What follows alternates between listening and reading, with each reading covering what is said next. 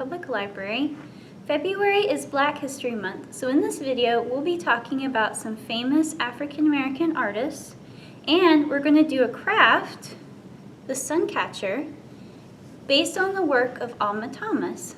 Before we get started on the craft though, let's talk a little bit about the artist that I mentioned. Alma Thomas was born in 1891 in Columbus, Georgia, where she grew up surrounded by nature. She always loved art and was an art teacher for many years before she decided to attend Howard University, where she was the first student in their new art department. After graduating, she taught art at a high school for 35 years. She eventually got her master's degree in art education, and she loved to paint.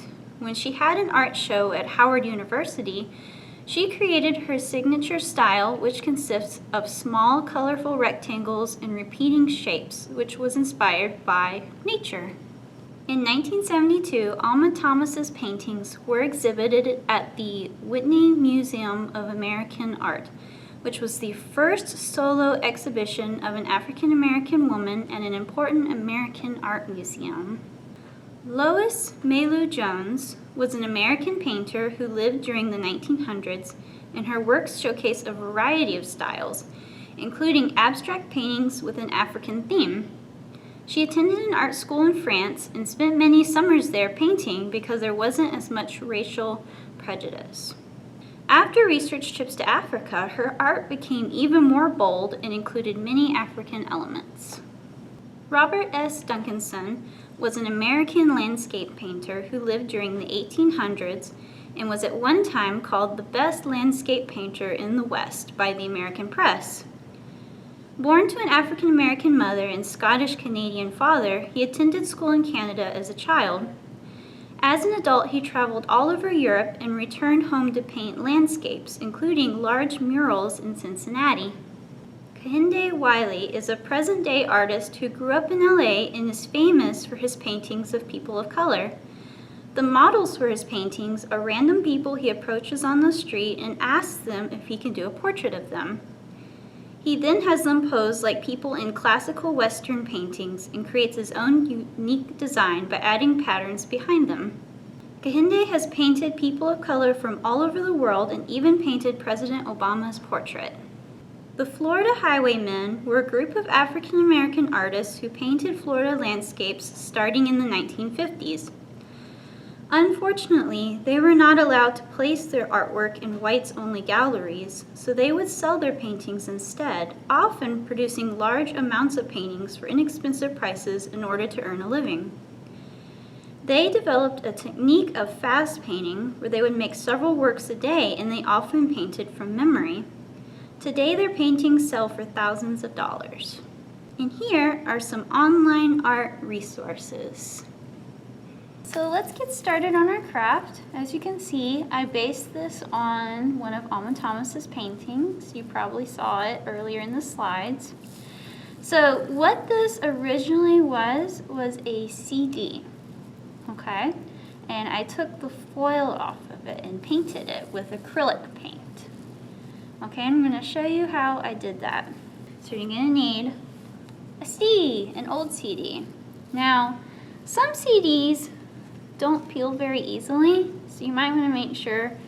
I got this one started to kind of show you. You can see how it's peeling off right there, where I started peeling at it. You want to make sure it does that before you start, okay? So what I did was, I took a pair of scissors. Now you gotta be very careful with this, don't cut yourself. But I opened up the scissors and I kind of took the edge here and I scraped a little bit, starting at one of the edges, and I could see that it just easily, look how easily it just starts coming off. Yeah, it's a little messy. You can see it starting to come off. Now that I got it started though, I don't want to keep scratching at it. So what I'm going to use is duct tape. What you do is lay it on here on the CD, and now that you got it started, it should start coming off, okay? Now you do have to get it started first because if you just do this, see, it don't come off. You do have to get it started. Okay.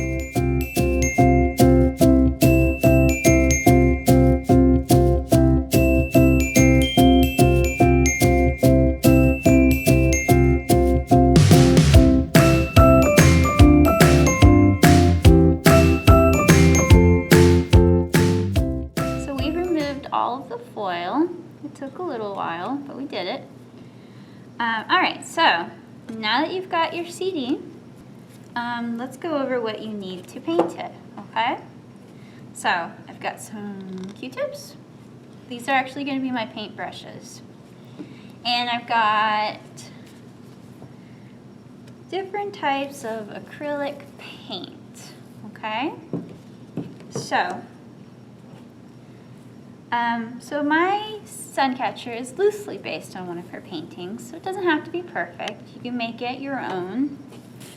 Okay, so I like to put paint on foil. So I'm just going to kind of set it to the side here. Now, if you want to be extra careful, you can lay this on foil too, so you don't get paint on your table. But I'm just going to lay mine here so you can see it better. So let's start with, I'm going to start with the blue here, okay? I'm going to paint blue around the center. So I got a little bit of blue. So this is acrylic paint, so you might want to shake it. Sometimes you can use a little water when you paint with acrylic paint, but with this, I'm not going to use water. So I got a little bit of paint here. And I'm wearing an apron so I don't splatter myself. So be careful not to get paint all over yourself unless you're wearing clothes you can get paint on. Okay, so I got a Q-tip. I'm going to dip it in the paint. And I'm going to paint all around the center. That's probably kind of hard to see because of my blue table.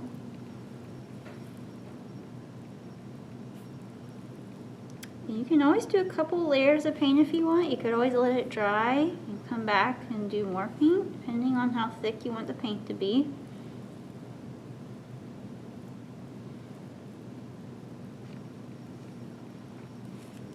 I like using Q-tips on things like this because a paintbrush would leave streaks of paint.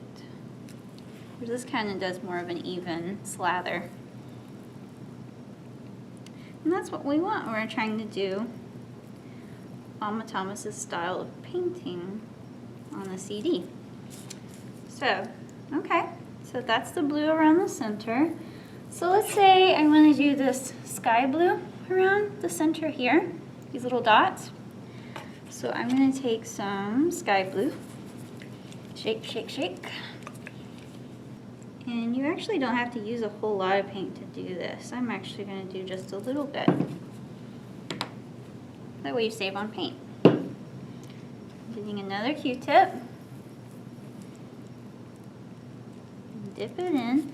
And this is where I'm going to go around the center and do dots. Okay? So I'm going to go for lines, you could call them. You have to do a little bit more paint each time.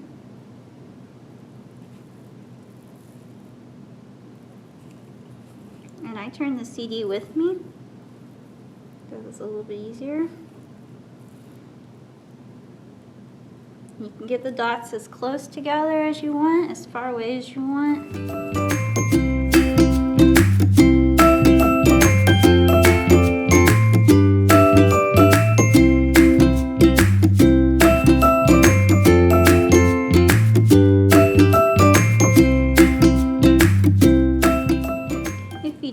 Acrylic paint. Another thing you can do is use permanent markers. If you've got some colored permanent markers at home, you could try it with that and see how it turns out. Okay, so I did some dots. I might use the dry end to fix that line a little bit, the dry end of my Q-tip. You can always go back. I'll just dab a little bit more there, a little bit more there. Okay? Now I think I'll do this green color, okay? Shake, shake, shake. A little bit of green. Dab it in the paint. And go around the outside of these lines.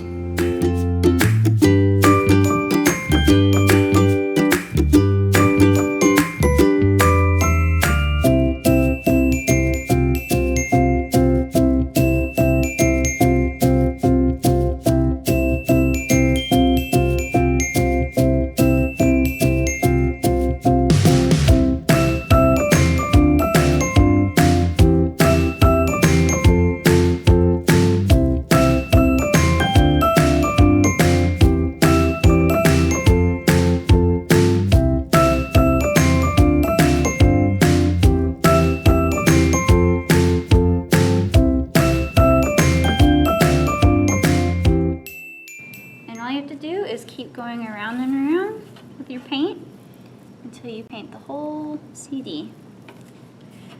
So from there, you're going to want to hang it up, right?